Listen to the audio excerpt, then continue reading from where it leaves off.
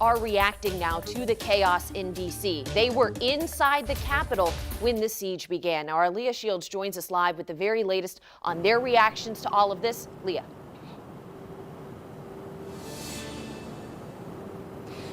Local lawmakers are condemning the violence, and like you said, many of them were inside the Capitol during those terrifying hours. And our First Coast News political expert, Mike Bender, says this is what happens when political leaders repeat these false claims. That consistent theme that, yes, the election was stolen from you. People believe what elected officials tell them. Not everybody, but a lot do. And this is what happens when you tell people for months that the election was stolen. Mike Bender, UNF Associate Professor of Political Science, says these are claims that have been proven false, but continued to be repeated to incite people. The mob on Wednesday attacked the constitutional process of certifying election results. 4 people died during the riot. Rioting, the destruction of personal and public property does not help a cause. The people who did this, they did not help their cause at all.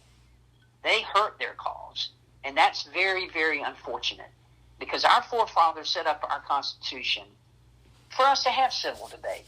I've never witnessed anything like this. Our country has never experienced anything like this. Republican Congressman John Rutherford, representing Florida's 4th District, says he, along with other members of Congress, had to run away from their location in the Capitol while it was being stormed. It's a very sad day. This lawlessness is just un-American. Congress, we were on the floor. We were following a peaceful and well laid out legal process within federal law and the Constitution. And they've now turned it into a national disgrace.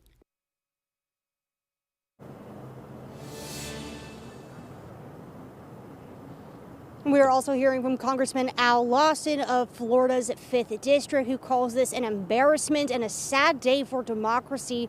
And as you heard, Congress did finish what they started, confirming that Joe Biden won the presidency. Reporting live, Leah Shields, First Coast News, on your side.